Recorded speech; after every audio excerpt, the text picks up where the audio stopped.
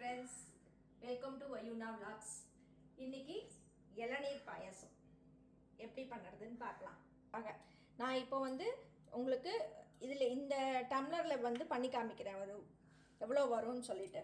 இதில் வந்து 4 spoon white sugar எடுத்து வச்சுருக்கேன்.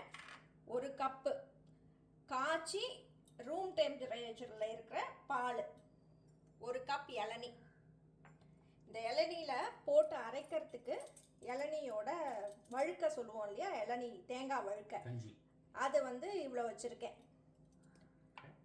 அதுக்கப்புறம் அரைச்சதுக்கப்புறம் இதை வந்து ஏன்னா நம்ம குடிக்கும் போது அப்படி நறுக்கு நறுக்குன்னு சாப்பிட்றதுக்கு இளநீ பல்ப்ஸ், அதை வந்து இப்படி கட் பண்ணி வச்சுருக்கேன்.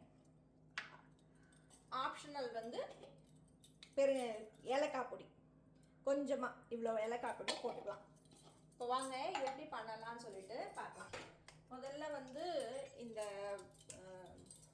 சுகர் எடுத்து வச்சுருக்கோம்ல, இதை வந்து கேரமலைஸ் பண்ணிக்கணும். அதனால் வந்து கொஞ்சம் இந்த இது வந்து சூடாகட்டும். சூடானதுக்கப்புறமா இந்த சுகரை போட்டு கேரமலைஸ் பண்ணிடணும்.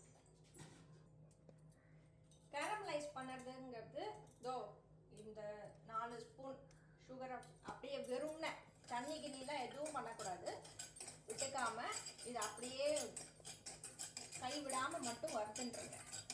அது அந்த சுகர் சிரப் வந்து வறுத்துட்டு கொஞ்சம் கொஞ்சமாக வர ஆரம்பிச்சிடும். அது உங்களுக்கு க்ளோஸாக வந்தால் தெரியும்.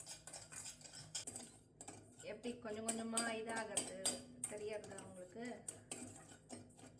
சுகர் வந்து அப்படியே அந்த சிரப் ஆகும், சுகர் சிரப்பாக ஆகிட்டே வரும். அப்படியே இப்போ தெரியறது பாருங்க, தெரியறதா? சுகர் கரையாது, சொல்லலாம். ஆமாம், இந்த மாதிரி கிறிஸ்டலாக வரும். அதுக்கப்புறம் அப்படியே இதாகும். இது வந்து இதுதான் கேரமலைஸ் பண்ணுறது. இதை கொஞ்சம் நேரம் அப்படியே பண்ணிகிட்டே இருந்தேன்னா அழகாக வந்து அப்படியே ஒரு மாதிரி ப்ரௌன் கலரில் வந்துடும். சப்போஸ் ஒயிட் சுகர் எடுத்துக்க மாட்டேன் அப்படிங்கிறவங்க இந்த கேரமலைஸே பண்ண வேண்டாம்.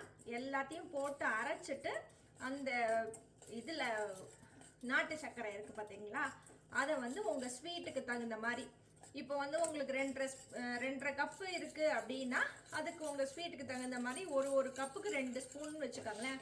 ஒரு 5லேருந்து 6 ஸ்பூன் அந்த நாட்டு சர்க்கரையை போட்டு சாப்பிட்டீங்கன்னா நல்லாயிருக்கும். இளநீ பாயாசத்துக்கு வந்து ரொம்ப வந்து ஸ்வீட் வேண்டாம். இது கலர் மாற ஆரம்பிச்சிடணும். சிம்மிலேயே வச்சுக்கோங்க, அடுப்பை மட்டும் சிம்மில் வச்சுட்டு இப்படி பண்ண ஆரம்பிச்சிங்கன்னா இது கலர் வந்து பாகு வந்து கலரும் மாறிடும், ஒரு மாதிரி ப்ரௌனிஷாக ஆகுமா. அந்த அப்போ வந்து இந்த இளநீ பாயாசத்துக்கு இந்த சுகரை விடும் போது கலரும் நல்லா இருக்கும், டேஸ்ட்டும் நல்லாயிருக்கும். இதுதான் கேரமலைஸ்டு இளநீர் பாயாசம். அவ்வளோதான். இந்த ஸ்டேஜில் வந்து நீங்கள் அடுப்பை ஆஃப் பண்ணிவிடுங்க, இல்லைன்னா உங்களுக்கு தீஞ்சு போகிறதுக்கு வாய்ப்பு இருக்குது. அடுப்பை ஆஃப் பண்ணிடலாம். தெரியுதா? ப்ரௌனாக எடுத்தா இதுதான். இப்போ வந்து இதுக்கு வந்து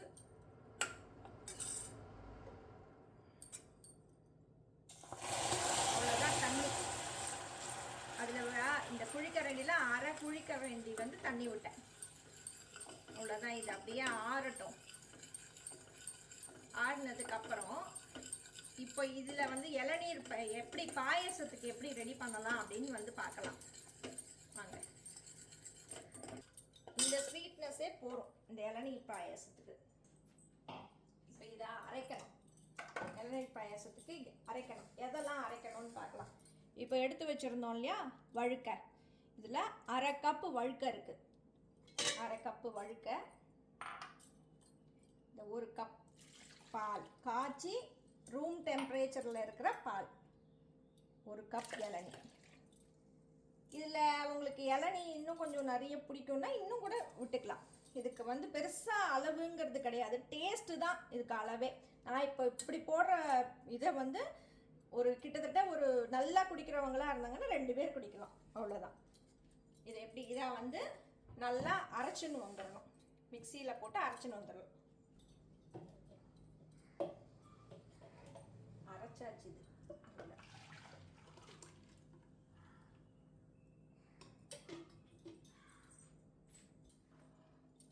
இது அரைச்சாச்சு.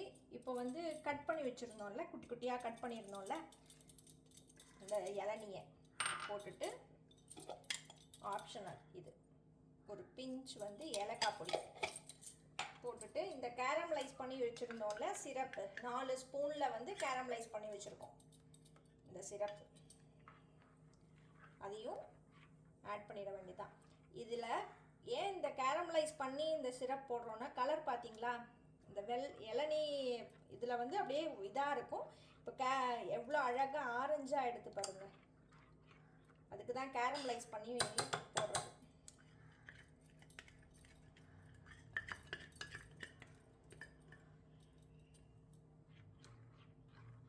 இதை நீங்கள் வந்து சூடான பால், சப்போஸ் இந்த இப்போ நான் ரூம் டெம்பரேச்சரில் இருந்தது பார்த்தீங்களா, அந்த பால் இல்லாமல் நல்ல சூடான பால்லையும் பண்ணலாம்.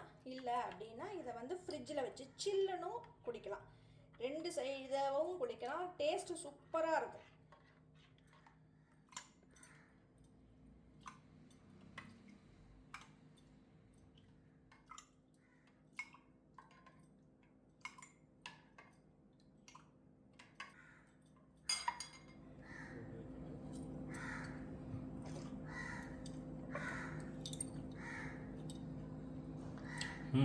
சூப்பராக நல்லா இருக்கு. Very good.